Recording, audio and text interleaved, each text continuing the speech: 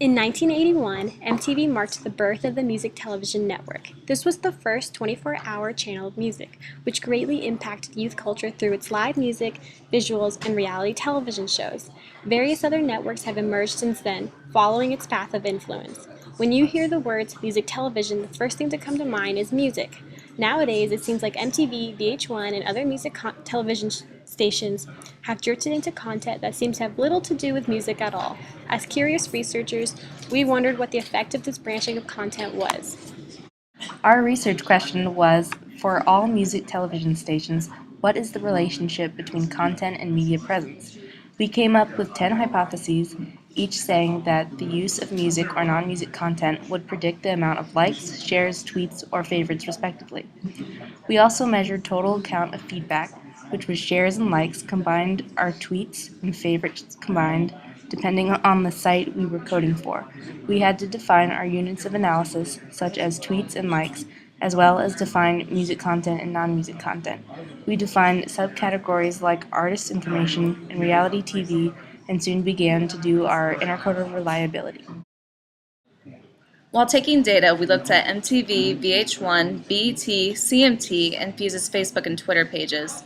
We took every Facebook post used in a day and every third tweet on the Twitter page for a day.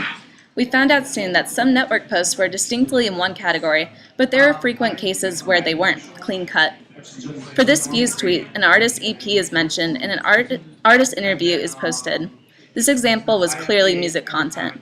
For this VH1 Hot Moms example, it was clear that there was nothing music related about it.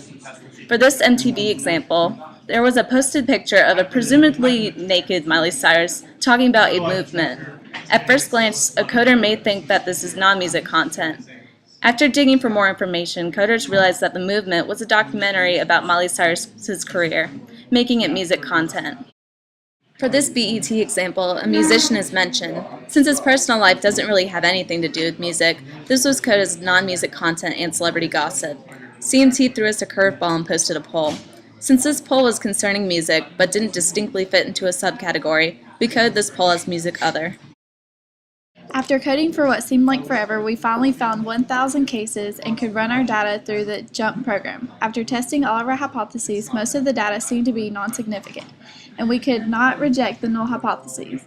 In some cases, we did have significant results. VH1 and CMT were the only stations by themselves that had significant data. For VH1, likes, shares, and total count of feedback were significant. We found that the more non-music content VH1 used, the less of a response the station received from viewers of their social media pages. For CMT, shares were significant. We found that the more music content on CMT's Facebook page, the more viewers shared the content.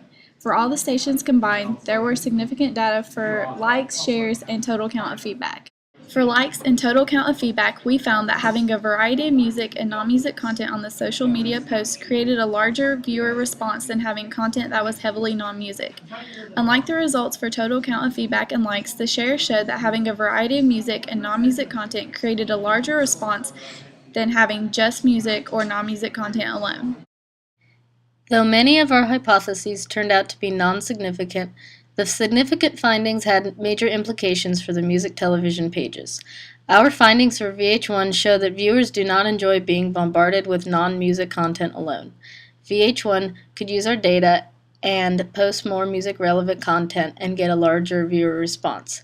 For CMT, showing music content on Facebook clearly shows a large audience response. Viewers go beyond just liking the information and actually share the music content with their friends. Posting music content on CMT's Facebook page ensures a healthy relationship with viewers. As for all the stations, having a variety of music and non-music content on the social media sites results in a larger viewer response. Viewers will interact more with the various stations with a healthy balance of music and non-music information.